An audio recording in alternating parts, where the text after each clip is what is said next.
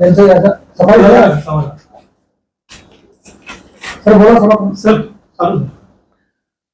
9/9/2024 रोजी चालक फिर्यादी श्री गेंदलाल रामगरीब पटेल हे त्यांची ट्रक घेऊन पुण्याकडून मुंबईच्या दिशेने येत असताना अमेठी युनिव्हर्सिटी पासून थोडं पुढे आल्यावर मुंबई लेनला ते लघुशंकाला थांबले। त्यावेळेस अंधारात 5 ते 7 आरोपींनी येऊन त्यांना पकडलं आणि त्यांना फरफटत रोडवर नेऊन त्यांच्याजवळचे 2 मोबाईल हँडसेट आणि 23,000 रुपये रोख अशी नगद रक्कम त्यांना जीव मारण्याची धमकी देऊन हाताबुक्क्याने चापटांनी मारून त्यांच्याकडून जबरीने हिसकून पळून गेले।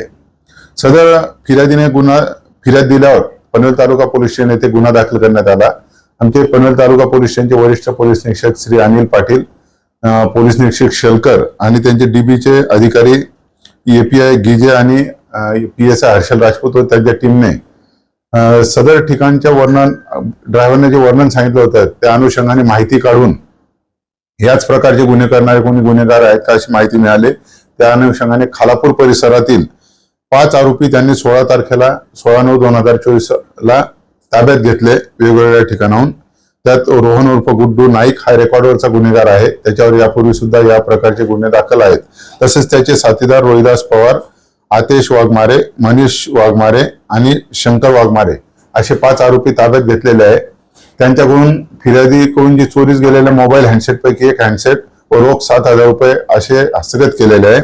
सदर केस दरोड्याची आपण दाखल केलेली आहे आणि इतरही अजून 4 मोबाईल त्यांच्याकडून मिळालेले आहे।